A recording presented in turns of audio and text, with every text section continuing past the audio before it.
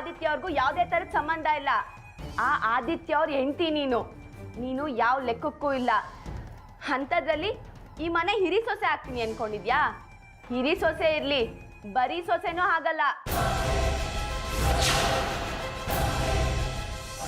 ನನಗೊಂದು ಮಾತು ಕೇಳಿದ್ರೆ ನಿರೋಷನ ಇಲ್ಲಿ ಕರ್ಕೊಂಬಂದ್ರಲ್ಲ, ಈ ಮನೆಯಲ್ಲಿ ನಿಮ್ಮ ಮನಸ್ಸಲ್ಲಿ ನನಗೆ ಬೆಲೆ ಇಲ್ವಾ? ಖಂಡಿತವಾಗ್ಲೂ ನಿಮ್ಮ ಮಾತಿಗೆ ಬೆಲೆ ಇದೆ ಸೂರ್ಯ ಅವರೇ, ನಿಮ್ಮಲ್ಲಿ ಅಷ್ಟೇ ಪ್ರೀತಿ ಇದೆ. ಆದರೆ ಈ ಮನೆ ಹಿರಿ ಮಗ ಆದಿತ್ಯ, ಅವನ ಮದುವೆ ತಾನೇ ಮೊದಲಾಗಬೇಕಾಗಿರೋದು. ಅದಕ್ಕೆ ಹೀಗೆಲ್ಲ ಮಾಡ್ತಾ ಇದ್ದೀರಿ. ಇದು ಉತ್ತರ ಅಲ್ಲ, ಬೇರೆ ಏನೋ ಉದ್ದೇಶ ಇದೆ. ಅದೇನು ಅಂತ ಹೇಳಿ. ಅದನ್ನೇ ಈಗ ಹೇಳೋದಕ್ಕಾಗಲ್ಲ, ಸಮಯ ಬಂದಾಗ ಹೇಳ್ತೀನಿ.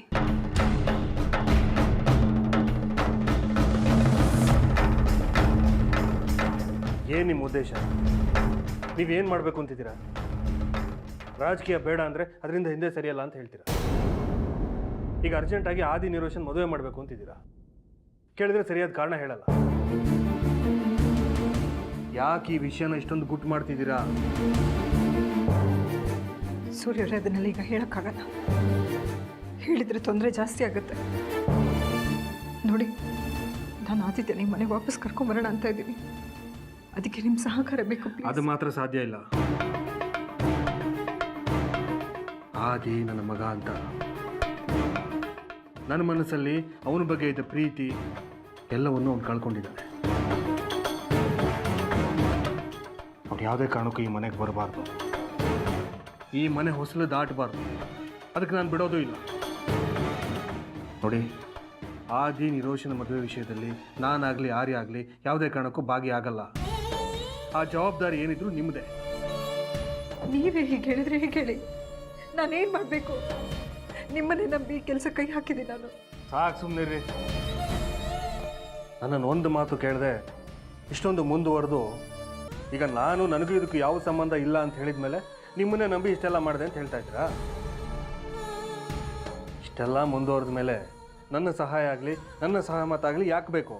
ನಿಮ್ಗೇನು ತೋಚುತ್ತೋ ಅದನ್ನು ಮಾಡಿ.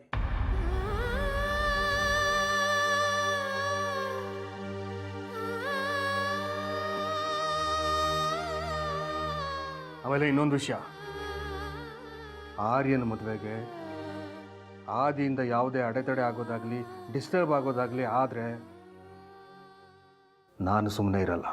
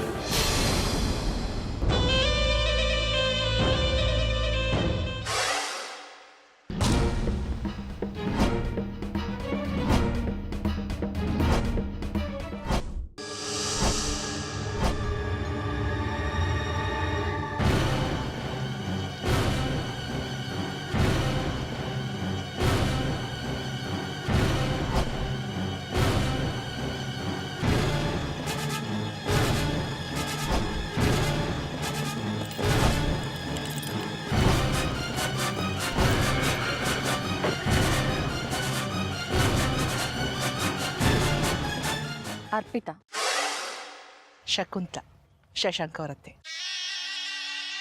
ಗೊತ್ತು. ಶಶಾಂಕ್ ಫೋನ್ ಮಾಡಿ ನಿಮ್ಮ ಬಗ್ಗೆ ಎಲ್ಲ ಹೇಳಿದ್ದಾರೆ. ಹಾಗೆ ದುಡ್ಡಿನ ವ್ಯವಸ್ಥೆ ಮಾಡೋದಕ್ಕೂ ನನಗೆ ಹೇಳಿದ್ದಾರೆ. ಅವರೆಲ್ಲ ಹೇಳಿರೋದ್ರಿಂದ ಇದ್ರ ಬಗ್ಗೆ ಮತ್ತೆ ಹೆಚ್ಚಿಗೆ ಹೇಳೋ ಅವಶ್ಯಕತೆ ಇಲ್ಲ ಅಂತ ಅನ್ಕೋತೀನಿ. ಈ ಬಿಸ್ನೆಸ್ ವಿಚಾರದಲ್ಲಿ ಜಾಸ್ಮಿನ್ನ ಗೈಡ್ ಮಾಡೋದಕ್ಕೆ ಚಿದಂಬರಂ ಕಡೆಯಿಂದ ನಾನಿರ್ತೀನಿ. ಜಾಸ್ಮಿನ್ ಮತ್ತು ರಂಜಿತ್ನ ಒಂದು ಮಾಡೋ ಕೆಲಸ ನಂದು. ಅದೇ ನನ್ನ ಗುರಿ. ನೀವು ಈ ಕೆಲಸನ ಯಾವಾಗಿಂದ ಶುರು ಮಾಡ್ತೀರಾ? ನೀವು ಎಷ್ಟು ಬೇಗ ದುಡ್ಡು ಅರೇಂಜ್ ಮಾಡ್ತೀರೋ ಅಷ್ಟು ಬೇಗ ಕೆಲಸ ಶುರುವಾಗುತ್ತೆ. ಕಂಪ್ನಿ ಶುರು ಮಾಡೋದಕ್ಕೆ ಕೆಲವೊಂದು ಪೇಪರ್ಸ್ಗೆ ಜಾಸ್ಮಿನ್ ಸೈನ್ ಬೇಕಾಗುತ್ತೆ. You should organise for that. English ಬರುತ್ತಲ್ಲ?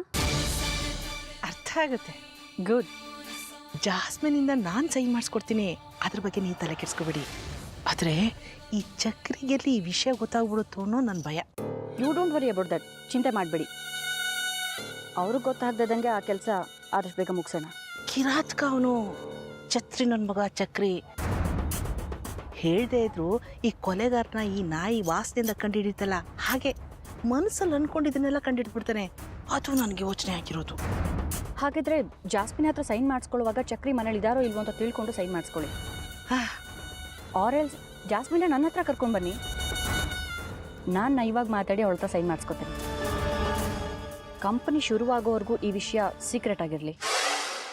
ಆಮೇಲೆ ಚಕ್ರಿ ಈ ವಿಚಾರದಲ್ಲಿ ಇಂಟರ್ಫಿಯರ್ ಆಗದೆ ಇದ್ದ ಹಾಗೆ ನಾನು ನೋಡ್ಕೋತೀನಿ. ಎಷ್ಟು ಧೈರ್ಯ ಕೊಟ್ರಲ್ಲ, ಅಷ್ಟು ಸಾಕ್ಬಿಡಿ, ನಾನು ಮುಂದುವರಿತೀನಿ. ಹಾಂ, ಕಂಪ್ನಿ ಶೇರ್ ಬಗ್ಗೆ ನಿಮ್ಮ ಹತ್ರ ಮಾತಾಡೋದಕ್ಕೆ ಚಿದಂಬರಂ ಅವರು ಹೇಳಿದ್ದಾರೆ. ಶಶಾಂಕ್ ಅವರು ಹಾಗೂ ಚಿದಂಬರಂ ಅವರು ಇನ್ವೆಸ್ಟ್ಮೆಂಟ್ 50-50 ಮಾಡ್ತಿರೋದ್ರಿಂದ ಲಾಭದಲ್ಲಿ ಹಾಗೂ ನಷ್ಟದಲ್ಲೂ ಕೂಡ 50-50 ಇರುತ್ತೆ. ಇದನ್ನು ನಿಮ್ಮ ಅಳಿಯ ಶಶಾಂಕ್ ಅವ್ರಿಗೆ ಹೇಳ್ಬಿಡಿ.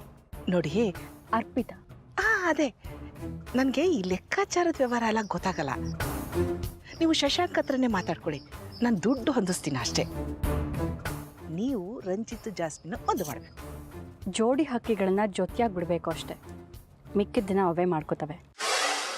Don't worry, I will take care of it.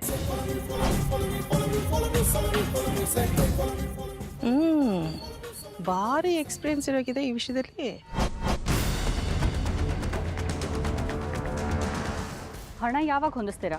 ನಾನು ಮಾತಾಡಿದ ಇಷ್ಟ ಆಗಲಿಲ್ವೇನೋ? ನಾನು ಕೇಳಿದ ಪ್ರಶ್ನೆಗೆ ಉತ್ತರ ಬರಲಿಲ್ಲ. ಆದಷ್ಟು ಬೇಗ. Thank you. ಮೊನ್ನೆ ಹೆಂಗಸು ಜೊತೆ ಏನಂದ್ರೆ ಮಾಡಬಾರ್ದು. ಥ್ಯಾಂಕ್ ಯು ಒಂದೇ.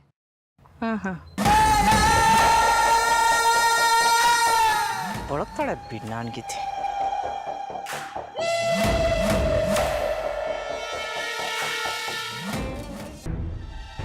ಏನೋ ಮಾತಾಡಬೇಕು ಅಂತ ಹೇಳಿದ್ರಿ, ಇಲ್ಲಿ ನೋಡಿದ್ರೆ ಸುಮ್ಮನೆ ನಿಂತಿದ್ದೀರಾ? ನಿರೋಷ, ಆರ್ಯ ಸ್ವಾತಿ ಮದುವೆ ಆಗ್ಬಿಡ್ಲಿ ಕಣೆ. ನಾನು ಖಂಡಿತ ನಿನ್ನ ಆದಿತ್ಯ ಮದುವೆ ಮಾಡ್ತೀನಿ. ಇಲ್ಲ ಆಂಟಿ, ಅದಕ್ಕೆ ಮಾತ್ರ ನಾನು ಯಾವುದೇ ಕಾರಣಕ್ಕೂ ಅವಕಾಶ ಮಾಡಿಕೊಡಲ್ಲ. ನನಗೆ ಮದುವೆ ಅನ್ನೋದ್ರ ಮೇಲೆ ಆಸಕ್ತಿನೇ ಹೊರಟೋಗಿತ್ತು ಆಂಟಿ. ಅದು ಅಲ್ಲದೆ ಆದಿತ್ಯನ್ನೇ ಮದುವೆ ಆಗಬೇಕು ಅನ್ನೋ ಯಾವ ಆಲೋಚನೆ ನನ್ನ ಮನಸ್ಸಲ್ಲಿ ಇರಲಿಲ್ಲ. ನೀವಾಗ ನೀವು ಬಂದ್ರಿ, ನನ್ನ ಮನಸ್ಸಲ್ಲಿ ಮದುವೆ ಅನ್ನೋ ಆಸೆ ಹುಟ್ಟಿಸಿದ್ರಿ, ನನ್ನನ್ನು ಮದುವೆಗೂ ಒಪ್ಸಿದ್ರಿ. ಆದರೆ ಈಗ ನೋಡಿದ್ರೆ ಅಣ್ಣನ ಮದುವೆ ಮಾಡೋದು ಬಿಟ್ಟು ತಮ್ಮನ ಮದುವೆ ಮಾಡೋಕ್ಕೆ ಹೊರಟಿದ್ದೀರಲ್ಲ. ಹೀಗಾದರೆ ಆದಿ ಸ್ಥಾನಮಾನ ಏನಾಗ್ಬೋದು ಆಂಟಿ? ಅವನನ್ನ ಮದುವೆ ಆದರೆ ನನ್ನ ಸ್ಥಾನ ಹೇಗಿರ್ಬೋದು ಹೇಳಿ? ನೋಡಿ ಆಂಟಿ, ನಾನೇನಾದರೂ ಆ ದಿನ ಮದುವೆ ಆಗಲೇಬೇಕು ಅಂತಿದ್ರೆ ಈ ಮನೆ ಹಿರಿ ಸೊಸೆ ಅನ್ನೋ ಗೌರವ ನನಗೆ ಸಿಗಲೇಬೇಕು. ಇಲ್ಲ ಅಂದರೆ ನಾನು ಯಾವುದೇ ಕಾರಣಕ್ಕೂ ಆ ದಿನ ಮದುವೆ ಆಗಲ್ಲ ಆಂಟಿ. ಇಲ್ಲ ನಿರೋಷ, ನಿನಗೆ ಹಿರಿ ಸೊಸೆ ಅನ್ನೋ ಗೌರವ ಸಿಗೋ ಹಾಗೆ ನಾನು ಮಾಡ್ತೀನಿ ಕಣೆ. ದಯವಿಟ್ಟು ನನಗೆ ಕ್ಷಮಿಸಿ ಆಂಟಿ. ನನ್ನ ಮಾತಿಂದ ನಿಮ್ಮ ಮನಸ್ಸಿಗೆ ನೋವು ಆಗ್ತಿರ್ಬೋದು, ನನ್ನ ಹಠದಿಂದ ನಿಮಗೆ ತೊಂದರೆ ಆಗ್ತಿರ್ಲೂಬಹುದು. ಆದರೆ ನನ್ನ ಉದ್ದೇಶ ನಿಮಗೆ ತೊಂದರೆ ಕೊಡಬೇಕು ಅಂತ ಅಲ್ಲ. ನನ್ನ ಮನಸ್ಸನ್ನು ಸ್ವಲ್ಪ ಅರ್ಥ ಮಾಡ್ಕೊಳ್ಳಿ ಆಂಟಿ. ನಾನೇನಾದರೂ ಈ ಮನೆಗೆ ಹಿರಿ ಸೊಸೆ ಆಗಿಲ್ಲ ಅಂದರೆ, ನನ್ನ ಗೌರವ ನಾನು ಪಡ್ಕೊಂಡಿಲ್ಲ ಅಂದರೆ, ಜೀವನ ಪೂರ್ತಿ ಈ ಮನೆಯಲ್ಲಿ ನಾನು ಕೇಳಿಸ್ದೋಳ್ ಥರ ಬದುಕಬೇಕಾಗತ್ತೆ. ಅದಕ್ಕೆ ಹೇಳ್ತಾ ಇರೋದು, ನನಗೆ ಫಸ್ಟು ಮದುವೆ ಆಗಬೇಕು, ನಾನೇ ಈ ಮನೆಗೆ ಹಿರಿ ಸೊಸೆ ಆಗಬೇಕು ಅಂತ. ನೋಡಿ ಆಂಟಿ, ನೀವೇನಾದರೂ ಅಂದ್ಕೊಳ್ಳಿ, ನನ್ನ ಕಂಡೀಷನ್ಗೆ ನೀವು ಒಪ್ಕೊಳ್ಳೇಬೇಕು. ನೀವೇನಾದರೂ ಒಪ್ಕೊಂಡಿಲ್ಲ ಅಂದರೆ ಮುಂದೆ ಏನಾಗುತ್ತೆ ಅಂತ ನಿಮಗೆ ಚೆನ್ನಾಗಿ ಗೊತ್ತು. ಇದ್ರ ಮೇಲೆ ನಿಮ್ಮಿಷ್ಟ.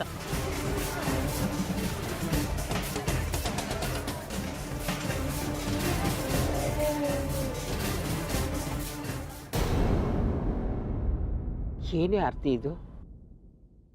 ನೀನು ಕರ್ಕೊಂಡು ಬಂದ ಹುಡುಗಿ ಹೇಗೆಲ್ಲ ಮಾತಾಡಿ ಹೋದ್ಲು ನೋಡಿದ್ಯಾ? ಅವಳು ಮಾತಾಡಿದ್ರಲ್ಲಿ ಏನು ತಪ್ಪಿದೆ ಅಮ್ಮ? ಈ ಮನೇಲಿ ಆದಿತ್ಯನಿಗೆ ಸಿಗಬೇಕಾದ ಹಕ್ಕಿನ ಬಗ್ಗೆ ಹೇಳಿದ್ದೆ, ಅವನಿಗಿರೋ ಜವಾಬ್ದಾರಿ ಬಗ್ಗೆ ಮಾತಾಡಿದ್ದೆ, ಅವನ ಭವಿಷ್ಯದ ಬಗ್ಗೆ ಹೇಳಿದ್ದೆ ಅಷ್ಟೇ. ಅವಳು ಹೇಳಿದ್ರೆ ತಪ್ಪು ಅಂತ ನನಗೇನು ಅನ್ನಿಸ್ತಾ ಇಲ್ಲ. ಏನೇ ಮಾತಾಡ್ತಿದ್ಯಾ ನೀನು? ಆದಿನೂ ಈ ಮನೆ ಮಗ ಅಲ್ವಾ? ಅಲ್ಲ ಅಮ್ಮ, ಆದಿತ್ಯ ಈ ಮನೆ ಮಗ ಅಲ್ಲ. ಅವನು ಯಾವತ್ತು ಈ ಮನೆಗೆ ನುಗ್ಗಿ ಸೂರ್ಯ ಅವ್ರ ಕೊರಳು ಪಟ್ಟಿ ಹಿಡಿದು ಅವ್ರ ಮೇಲೆ ಕೈ ಮಾಡಿದ್ನೋ ಅವತ್ತೇ ಅವನ ಆ ಸ್ಥಾನನ ಕಳ್ಕೊಂಡಿದ್ದಾನೆ. ಸೂರ್ಯ ಅವ್ರ ಮನಸ್ಸಿಂದನೂ ದೂರ ಆಗಿದ್ದಾನೆ. ಈಗ ಹೇಗಮ್ಮ ನಾನು ಅವನ್ನ ಕಾಪಾಡ್ಕೊಳ್ಳೋದಕ್ಕಾಗುತ್ತೆ? ಅಕಸ್ಮಾತ್ ಆದಿತ್ಯ ನಿರೋಷನ ಮದುವೆ ಆಗದೆ ಇದ್ರೆ ರಂಜಿತ್ತು ಆದಿತ್ಯನ ಮೇಲೆ ಹದ್ದಿನ ಹಕ್ಕು ಕಾಯ್ತಾ ಇದ್ದಾರಮ್ಮ. ಅವನ್ನ ಕೊಲ್ಲೋದಕ್ಕೆ ನನಗೇನು ಮಾಡಬೇಕು ಅಂತಲೇ ತೋಚ್ತಾ ಇಲ್ಲ.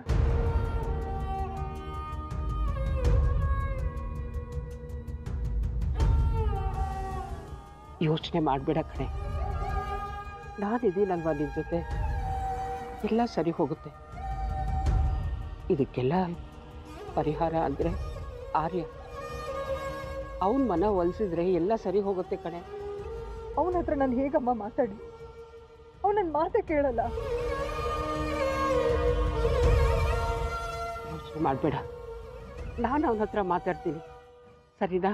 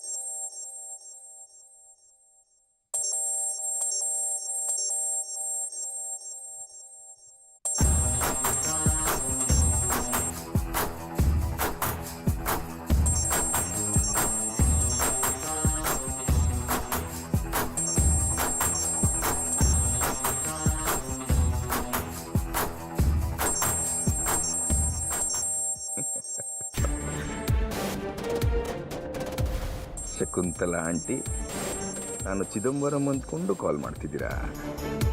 ಇದೆಲ್ಲ ಈ ಚಕ್ರಿ ಆಡಿಸ್ತಿರೋ ನಾಟಕ. ಇವಾಗಿದೆ ಮಜಾ. Yes, Chidambaram here. ನಮಸ್ಕಾರ ಸರ್. ಕೊನೆಗೂ ನೀವು ನಮ್ಮ ಸಂಬಂಧ ಬೆಳೆಸ್ಬೇಕು ಅಂತ ನಿರ್ಧಾರ ಮಾಡಿದ್ರಲ್ಲ, ಅಷ್ಟು ಸಾಕು ನಮಗೆ. ನೀವು ಮದುವೆ ಮಾಡ್ಕೋತೀನಿ ಅಂತ ಒಪ್ಪಿಗೆ ಕೊಟ್ಟಿದ್ದೆ ನನ್ನ ಪುಣ್ಯ ಸರ್. ಶಕುಂತಲಾ ಅವರೇ, ಏನ್ ಹೇಳ್ತಿದ್ದೀರಾ ನೀವು? ನಾನು ಯಾವಾಗ್ರಿ ನಿಮ್ಮನ್ನ ಮದುವೆ ಮಾಡ್ಕೋತೀನಿ ಅಂತ ಹೇಳಿದೆ? ಅಯ್ಯಯ್ಯಯ್ಯೋ, ನಾನು ಹೇಳಿದ್ದು ನೀವು ನನ್ನ ಮದುವೆ ಮಾಡ್ಕೊಳಕ್ಕೆ ಒಪ್ಪಿಗೆ ಕೊಟ್ರಿ ಅಂತಾರಲ್ಲ. ನಿಮ್ಮ ಮಗ ರಂಜಿತ್ಗೂ ನಮ್ಮ ಜಾಸ್ಮಿನ್ಗೂ ಮದುವೆ ಮಾಡ್ಕೊಳ್ಳೋದಕ್ಕೆ ಒಪ್ಪಿಗೆ ಕೊಟ್ಟಿದ್ದು ಅಲ್ಲದೆ ನಮ್ಮ ಬಿಸ್ನೆಸ್ ಪಾರ್ಟ್ನರ್ ಆಗೋಣ ಅಂತ ಹೇಳಿದ್ರಂತೆಲ್ಲ, ಅದನ್ನ ಹೇಳೋಣ ಅಂತ ಬಂದೆ. ಏನೋ ಹೊಸ ವಿಷಯ ಹೇಳ್ತಿರೋ ಆಗಿದೆ. ಇವರು ಏನ್ ಪ್ಲಾನ್ ಮಾಡ್ಕೊಂಡಿದ್ದಾರೆ? ಹಾ ಹಾ ಹಾ, ಹೌದು ಹೌದು ಹೌದು. ಮತ್ತೆ ಶಶಾಂಕ್ ಅವರು ಇನ್ನು ಏನೇನು ಹೇಳಿದ್ದಾರೆ? ಅದೇ ನಮ್ಮ ಜಾಸ್ಮಿನು ನಿಮ್ಮ ಮಗ ರಂಜಿತ್ನ ನೋಡೋದಕ್ಕೆ ಚಕ್ರಿ ಬಿಡಲ್ವಲ್ಲ, ಅದಕ್ಕೆ ನೀವಿಬ್ರು ಸೇರಿ ಒಂದು ಬಿಸ್ನೆಸ್ನ ಶುರು ಮಾಡಿದ್ರೆ ಅದನ್ನ ನೋಡ್ಕೊಳ್ಳೋಕೆ ಅಂತ ಜಾಸ್ಮಿನು ರಂಜಿತ್ನ ಬಿಟ್ಟರೆ ಅಂತ ಇಟ್ಕೊಳ್ಳಿ. ಆಗ ಅವರಿಬ್ಬರ ಮಧ್ಯೆ ಫ್ರೆಂಡ್ಶಿಪ್ ಶುರುವಾಗಿ ಅದು ಪ್ರೀತಿಗೆ ತಿರುಗಿ ಮದುವೆ ತನಕ ಬರಬಹುದಲ್ಲ ಅಂತ ಹೇಳಿದ್ರಂತೆಲ್ಲ. ಅದನ್ನು ಕೇಳಿ ನನಗೆ ಹಾಲು ಕುಡಿದಷ್ಟು ಸಂತೋಷ ಆಯಿತು. ಅಂತೂ ನಮ್ಮ ಜಾಸ್ಮಿನ ಚಕ್ರಿಯಿಂದ ಮುಕ್ತಿ ಕೊಡಿಸಿದ್ದೀರಲ್ಲ, ಅಷ್ಟು ಸಾಕು ಬಿಡಿ ನನಗೆ. ಓಹ್, ಗುಡ್ ಗುಡ್. ಶಶಾಂಕ್ ಅವರು ಇನ್ನೂ ಏನಾದರೂ ಹೇಳಿದಾರಾ ಹೇಗೆ? ಅದೇ ನೀವು ಬಿಸ್ನೆಸ್ ಶುರು ಮಾಡೋದಕ್ಕೆ ಆದಷ್ಟು ಬೇಗ ದುಡ್ಡನ್ನು ಅರೇಂಜ್ ಮಾಡಿಕೊಡೋದಕ್ಕೆ ಹೇಳಿದ್ದಾರೆ. ನಾನು ಅದೇ ಪ್ರಯತ್ನದಲ್ಲಿದ್ದೀನಿ. ಓ, ಹಾಗಾದ್ರೆ ದುಡ್ಡು ರೆಡಿನಾ? ಇನ್ನೂ ಇಲ್ಲ, ರೆಡಿ ಮಾಡ್ತಾ ಇದ್ದೀನಿ. ಹಾ, ಆದಷ್ಟು ಬೇಗ ರೆಡಿ ಮಾಡಿ. ದುಡ್ಡು ಕೊಡೋ ನೆಪದಲ್ಲಿ ನೀವು ಬರ್ತಿರಲ್ಲ, ಆಗ ನಿಮ್ಮನ್ನ ನೋಡಬೇಕು ಅನಿಸ್ತಿದೆ. ನಿಮ್ಮ ವಾಯ್ಸು ತುಂಬ ಅಟ್ರಾಕ್ಟಿವ್ ಆಗಿದೆ. ಸೇಮ್ ಸ್ವೀಟ್ 16 ಹುಡುಗಿ ವಾಯ್ಸ್ ಥರನೇ ಇದೆ. ಆ್ಯಂಡ್ ತಪ್ಪು ತಿಳ್ಕೊಬೇಡಿ ಪ್ಲೀಸ್. ಅಯ್ಯೋ, ನನ್ನ ವಾಯ್ಸ್ ಅಷ್ಟೊಂದು ಚೆನ್ನಾಗಿದೆಯಾ? ಹಾ, ನಿಮ್ಮ ವಾಯ್ಸೇ ಇಷ್ಟೊಂದು ಚೆನ್ನಾಗಿದೆಯಲ್ಲ, ಸೊ ನೀವು ಇನ್ನೆಷ್ಟು ಚೆನ್ನಾಗಿರ್ಬೇಡ ಅಂತ ಒಂದು ಕ್ಯೂರಿಯಾಸಿಟಿ ಅಷ್ಟೇ. ತುಂಬ ಥ್ಯಾಂಕ್ಸ್ ನಿಮ್ಮ ಹೊಗಳಿಕೆಗೆ. ಆದಷ್ಟು ಬೇಗ ಹಣನ ರೆಡಿ ಮಾಡಿ ನಿಮಗೆ ಫೋನ್ ಮಾಡ್ತೀನಿ. ಓಕೆ, ಬಾಯ್. ಓಕೆ, ಟೇಕ್ ಕೇರ್, ಬಾಯ್.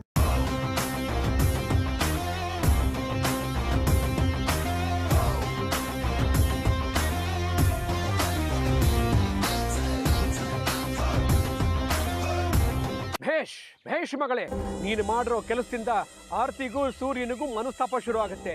ಆ ಮನಸ್ತಾಪ ಜಗಳಕ್ಕೆ ತಿರುಗತ್ತೆ. ಆ ಜಗಳದಿಂದ ಮನೆಯಲ್ಲಿರೋ ಮನಸ್ಸು ಮನೆ ಛಿದ್ರ ಆಗಬೇಕು. ಹಾಗೆ ನೋಡ್ಕೋ. ನೀವೇನು ಚಿಂತೆ ಮಾಡಬೇಡಿ ಡ್ಯಾಡ್. ನಾನು ಈ ಮನೆಗೆ ಏನು ಅನ್ಕೊಂಡು ಬಂದಿದ್ದೀನೋ ಅದನ್ನು ಮಾಡೇ ಮಾಡ್ತೀನಿ. ಅಲ್ಲಿವರೆಗೂ ನನಗೆ ನೆಮ್ಮದಿ ಇಲ್ಲ. Good, very good. ಈ ಜೋಶ್ ಹೀಗೆ ಇರಬೇಕು, ಈ ಸೇಡು ಹೀಗೆ ಮುಂದುವರಿಬೇಕು. ಯಾವುದೇ ಕಾರಣಕ್ಕೂ ಆರ್ತಿ ಮಾತಿಗೆ ನೀನು ಮರಳಾಗಿ ಮನಸ್ಸನ್ನು ಬದಲಾಯಿಸ್ಬೇಡ. ನಾನು ಸತ್ರು ನನ್ನ ಸೇಡ್ ತೀರಿಸ್ಕೊಳ್ತೀನಿ ಹೊತ್ತು ಅವ್ರ ಮಾತು ಕೇಳಲ್ಲ, ಅವ್ರ ಮಾತಿಗೆ ತಲೆ ಬಾಗಲ್ಲ. ಈ ಚಾಲೆಂಜ್ ಹಾಗೆ ಇರಬೇಕು. ಆಗಲೇ ನಾವು ಅಂದ್ಕೊಂಡು ಗುರಿ ಸಾಧಿಸೋಕ್ಕಾಗೋದು, ಸೂರ್ಯನ ಫ್ಯಾಮಿಲಿನ ಮಟ್ಟ ಹಾಕೋದಕ್ಕಾಗೋದು. ಸರಿ ಡ್ಯಾಡ್, ನಾನು ಮತ್ತೆ ಆಮೇಲೆ ನಿಮಗೆ ಫೋನ್ ಮಾಡ್ತೀನಿ. ಬಾಯ್. ಬಾಯ್ ಬಾಯ್.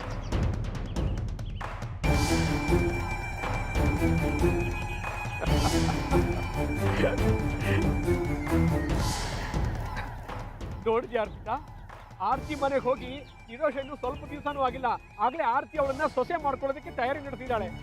ಆರ್ತಿ ಇದ್ದಕ್ಕಿದ್ದ ಹಾಗೆ ಆದಿಗೆ ನಿರೋಷನ ತಂದ್ಕೊಳ್ಳೋ ಪ್ಲಾನ್ ಮಾಡ್ತಾಳೆ ಅಂದ್ರೆ ಅದರಿಂದ ಏನೋ ಉದ್ದೇಶ ಇದೆ ಅಂತ ಅರ್ಥ. ನಾವು ಅದನ್ನ ತಿಳ್ಕೊಳ್ಳೋ ಪ್ರಯತ್ನ ಮಾಡಬೇಕು. ಬೇರೆ ಏನು ಕಾರಣ ಇರಲ್ಲ, ನೀನು ತಿಳ್ಕೊಳ್ಳೋದು. ಎಲೆಕ್ಷನ್ ಮಾಡಿ ಮುಗಿಸೋದಕ್ಕೆ ಮುಂಚೆ ಆದಿ ಮದುವೆ ಮಾಡೋದು, ಜೊತೆಗೆ ಆದಿ ಮದುವೆ ಆದಮೇಲೆ ನಿರೋಷನ್ ಮುಂದೆ ಇಟ್ಕೊಂಡು ಆದಿನ ಎಲೆಕ್ಷನ್ಗೆ ಕಂಟೆಸ್ಟ್ ಮಾಡದಿರೋ ಹಾಗೆ ನೋಡ್ಕೊಳ್ಳೋದು ಅಷ್ಟೇ. ನೀವು ಹೇಳ್ದಾಗ ಏನಾದರೂ ಆರ್ತಿ ಪ್ಲಾನ್ ನಿಜಾನೇ ಆಗಿದ್ರೆ ಆ ನಿರೋಷನ ಮುಂದೆ ಇಟ್ಕೊಂಡು ಆದಿ ಎಲೆಕ್ಷನ್ ನಿಲ್ಲೋ ಹಾಗೆ ನಾವು ಮಾಡೋಣ. ಆಗ ತಾನಾಗೆ ಆರ್ತಿ ಹಿಂದೆ ಸರಿತಾಳೆ. ಸಮಯ ಹೇಗಿದ್ರು ಈಗ ನಮ್ಮ ಪರವಾಗೇ ಇದೆ. ಅದನ್ನ ನಾವೇನು ಕ್ಯಾಶ್ ಮಾಡ್ಕೋಬೇಕು. ಆದರೆ ಆದಿ ಎಲೆಕ್ಷನ್ ಗೆದ್ರೆ ನಮಗೆ ತೊಂದರೆ ಗ್ಯಾರಂಟಿ. ಆಗ ಆರ್ತಿ ಇನ್ನೂ ಸ್ಟ್ರಾಂಗ್ ಆಗ್ತಾಳೆ. ಅದಕ್ಕೆ ನಿರೋಷ ಅವಕಾಶ ಮಾಡಿಕೊಡ್ಬಾರ್ದು. ಈಗಿಂದೀಗಲೇ ನಿರೋಷ ಆ ಮನೆಯಲ್ಲಿ ಒಡಕನ್ನ ಮೂಡಿಸ್ಬೇಕು. ಜೊತೆಗೆ ಆ ಆರ್ತಿ ಮತ್ತೆ ಆದಿ ಮಧ್ಯ ಇರೋ ಅಮ್ಮ ಮಗನ ಪ್ರೀತಿಗೆ ಹುಳಿ ಹಿಂಡಬೇಕು. ಆಗ್ಲೇ ನಾವು ನಮ್ಮ ಸೇಡನ್ನ ತೀರಿಸ್ಕೊಳ್ಳೋದಕ್ಕೆ ಸಾಧ್ಯ ಆಗೋದು. ನೀನು ಅದ್ರ ಬಗ್ಗೆ ಯೋಚನೆ ಮಾಡೋದು. ನಿರೋಷ ಬುದ್ಧಿವಂತೆ, ಅವಳು ಅದನ್ನೆಲ್ಲ ಮ್ಯಾನೇಜ್ ಮಾಡ್ತಾಳೆ. ಈಗ ನೀನು ನಾವು ಶಶಾಂಕ್ ಜೊತೆ ಸೇರಿ ಮಾಡೋ ಬಿಸ್ನೆಸ್ ಬಗ್ಗೆ ಯೋಚನೆ ಮಾಡಿ. ನೀನು ಅವ್ರ ಅತ್ತೆ ಹತ್ರ ಮಾತಾಡ್ತೀಯಾ? ದುಡ್ಡಿನ ವ್ಯವಸ್ಥೆ ಯಾವಾಗ ಮಾಡ್ತಾರಂತೆ? ಮಾತಾಡಿದ್ದೀನಿ, ಸದ್ಯದಲ್ಲೇ ಹಣದ ವ್ಯವಸ್ಥೆ ಮಾಡ್ತಾರಂತೆ.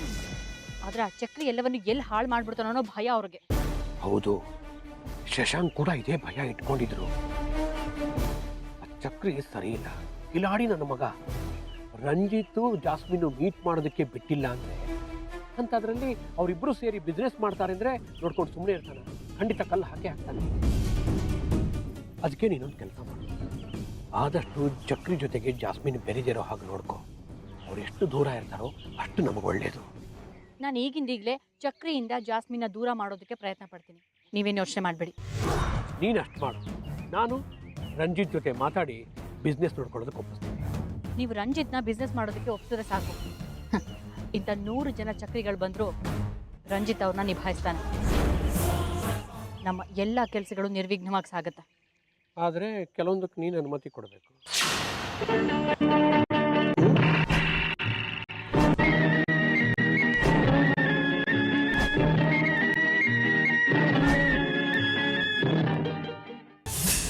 ನನಗೆಲ್ಲ ವಿಷಯನೂ ಗೊತ್ತು, ನೀನು ಹೇಳೋ ಅವಶ್ಯಕತೆ ಇಲ್ಲ. ಡೋಂಟ್ ವರಿ ಸ್ವಾತಿ, ನಮ್ಮ ಮದುವೆ ಫಿಕ್ಸ್ ಆಗಿರೋ ಮುಹೂರ್ತಕ್ಕೆ ನಡೆಯುತ್ತೆ, ಸರಿನಾ? ಅದು ಹಾಗಲ್ಲ ಆರ್ಯ. ಆಂಟಿ ಇತ್ತೀಚೆಗೆ ಬರೀ ನಿರೀಶ ಅವ್ರ ಮಾತೇ ಕೇಳ್ತಿದ್ದಾರೆ. ಅದು ಅಲ್ಲದೆ ಆಂಟಿಗೆ ನಿಮಗಿಂತ ಜಾಸ್ತಿ ಆದಿತ್ಯ ಸರೇ ಮುಖ್ಯ. ಹಾಗಲ್ಲ ಸ್ವಾತಿ, ಅಮ್ಮ ಭೇದ ಭಾವ ಮಾಡಲ್ಲ. ಅವನು ಹೇಗೆ ಅಮ್ಮನೋ ನನಗೂ ಹಾಗೆ ಅಮ್ಮ. ಮಾ, ಅಮ್ಮ, ಅಮ್ಮ. ಯಾಕೋ ಈಗ ಕಿರ್ಚ್ತಾ ಇದೆಯಾ? ಏನಾಯ್ತು? ನೀವು ನನ್ನ ಮದುವೆನ ಮುಂದೆ ಹಾಕೋದಕ್ಕೆ ನೋಡಿದ್ರೆ ನಾನು ಅದಕ್ಕೆ ಒಪ್ಪಿಗೆ ಕೊಡಲ್ಲ. ಫಿಕ್ಸ್ ಆಗಿರೋ ಮುಹೂರ್ತಕ್ಕೆ ನಡಿಬೇಕು. ಅರೆ ನನ್ನ ಮಾತು ಕೇಳು. ನಾನು ಯಾರ ಮಾತು ಕೇಳೋಕ್ಕೂ ತಯಾರಿಲ್ಲ ಅಮ್ಮ. ಆದಿತ್ಯ ನಾಟಕ ಮಾಡ್ತಿದ್ದಾನೆ, ಅದಕ್ಕೆ ನೀವು ಬಲಿ ಆಗೋದಲ್ಲದೆ ನನ್ನೂ ಬಲಿ ಮಾಡ್ತಿದ್ದೀರಾ. ಹೇಗೆ ನಿರೋಷನ್ ಮದುವೆ ಆಗ್ತೀನಿ ಅಂತ ನಂಬಿಸಿ ಕೈ ಕೊಟ್ಟು ನಿಲ್ಸಿದ್ನೋ ಹಾಗೆ ನನ್ನ ಮದುವೆನೂ ನಿಲ್ಸೋದು ಒಂದು ಪ್ಲ್ಯಾನು. ಇಷ್ಟು ದಿನ ಫಿಸಿಕಲ್ ಟಾರ್ಚರ್ ಕೊಡ್ತಿದ್ದ, ಈಗ ಇಮೋಷ್ನಲ್ ಟಾರ್ಚರ್ ಕೊಡ್ತಿದ್ದಾನೆ. ಆರ್ಯ, ಸ್ವಲ್ಪ ಸಮಾಧಾನವಾಗಿ ಮಾತಾಡು. ನನ್ನ ಮಾತನ್ನು ಸ್ವಲ್ಪ ಅರ್ಥ ಮಾಡ್ಕೊ. ನೀವೇನು ಹೇಳಿದ್ರು ಸರಿ, ನನ್ನ ಅಭಿಪ್ರಾಯ ಒಂದೇ, ನನ್ನ ಮದುವೆ ಫಸ್ಟ್ ಆಗಬೇಕು ಅಷ್ಟೇ. ಅದೇ ನನ್ನ ತೀರ್ಮಾನ. ನಾನಿನ್ನೂ ತೀರ್ಮಾನನೇ ತಗೊಂಡಿಲ್ಲ, ಅಷ್ಟೇ ನೀನೇ ತೀರ್ಮಾನ ಹೇಳ್ತಾ ಇದೆಯಲ್ಲ. ಅನ್ನ ಬೆಂದಿದೆಯೋ ಇಲ್ವೋ ಅಂತ ನೋಡೋದಕ್ಕೆ ಒಂದು ಅಗಳು ತೆಗೆದು ನೋಡಿದ್ರೆ ಸಾಕು. ಮನೇಲಿ ಮುಂದೆ ಏನಾಗುತ್ತೆ ಅಂತ ತಿಳ್ಕೊಳ್ದಿರಷ್ಟು ಮುಟ್ಟಾಳ ನಾನಲ್ಲ. ನೋಡೋ, ನೀನು ಏನೇನೋ ಊಹೆ ಮಾಡ್ಕೊಂಡು ಮಾತಾಡಬೇಡ. ನನ್ನ ಮನಸ್ಸಲ್ಲಿ ಏನಿದೆ ನಾನು ಸ್ವಲ್ಪ ಅರ್ಥ ಮಾಡ್ಕೊ. ನನಗೆ ಗೊತ್ತು ಮಾ, ನೀವು ಏನೋ ಹೇಳಿ ನನ್ನ ಕನ್ವಿನ್ಸ್ ಮಾಡಿಬಿಡ್ತೀರಾ, ಅದನ್ನು ಗೊತ್ತೇ ಇದೆ. ಆದರೆ ನೀವು ಒಂದು ಮರೀತಿದ್ದೀರಾ, ಆದಿತ್ಯ ಹುಟ್ಟಿರೋ ಒಡ್ಲಲ್ಲೇ ನಾನು ಹುಟ್ಟಿರೋದು.